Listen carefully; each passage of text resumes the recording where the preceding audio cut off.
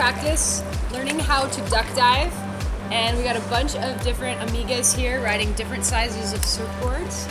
So we're gonna experiment with what's the biggest surfboard that you can actually duck dive, and also working on technique, how to do it.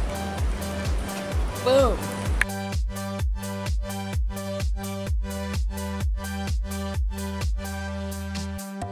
So the key to a good duck dive, number one, you need to have some speed. That's gonna make it easier. Number two, it's a timing thing where you do it on the wave.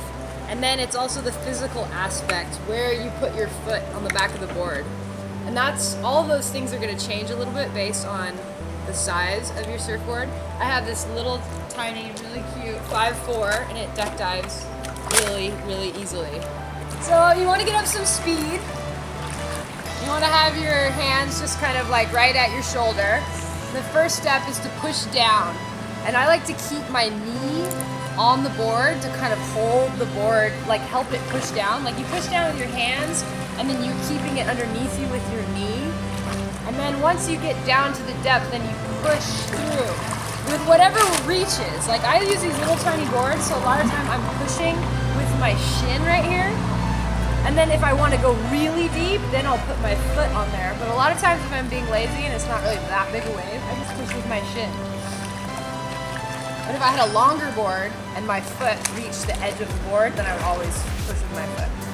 And then another thing that we've seen girls do that doesn't really work that well is they think they got to get the foot all up. So they go for their duck dive and they like spread the leg out, and then the board goes all like that. So to those girls, I tell them to keep your knees in the middle of the board and then get your foot on from there. So now that you got your body right, let's talk about timing. What you want to do is get some speed up and start your duck dive soon enough that you can get underwater before the wave hits you. You want to get underneath the whitewash so that it can go over you and you come up on the other side. If you start the duck dive too late, the wave hits you before you have a chance to get deep enough. If the wave hasn't broken yet, if it's just cresting at the top, you can wait till the last minute and just kind of duck dive underneath the lip. But if you're dealing with whitewash, you gotta start a little bit sooner so you can get all the way underneath it. The whitewash passes over you and you come up on the other side. Here are a few examples of some Amigas giving it a try, and we can talk about what's going wrong. Here's an Amiga that's pushing down nicely with her hands, but she's not following through with her leg.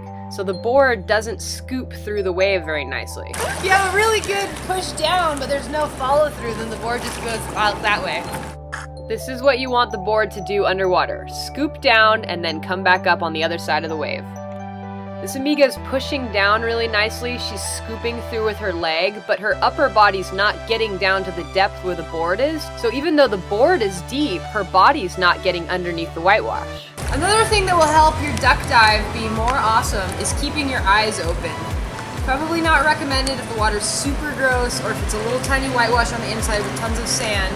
But if you're outside and there's a big wave coming, keeping your eyes open will help you because the whitewash is not uniform. It's not like a complete wall of darkness. There's like patches of more turbulent water and then there's patches of more airy water. And you can actually move yourself into the lighter patches and avoid some of the force? Yeah, you can avoid some of the force of the wave if you look for it. And if, worst case scenario, the big force is gonna hit you, at least you see it coming and kind of brace for it.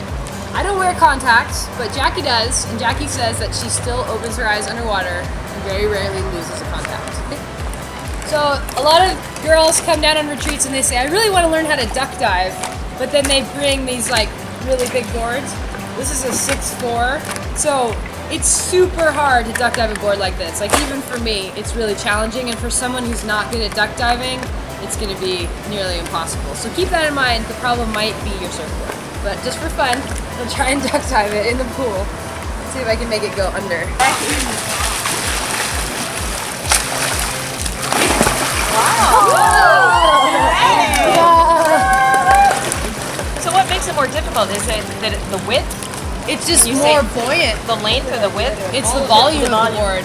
Like a little tiny board that barely floats, you can duck dive super easy. But a big floaty board just by definition doesn't go underwater very well. So one thing you can do if you do have a big board and you really want to try to duck dive it, to get it underneath, you can scoop it. Yeah, right. Because it's hard. If you have a big board on the water, if you push this down, it doesn't go because it's got all this volume on the water. So you're displacing all this water to make it go under, which is hard. But if you tilt it, then it'll go under much easier. So if I was out surfing and I wanted to try and duck dive this board, I would tilt it to scoop it and then follow through like normal. And that's how you duck dive. Woohoo!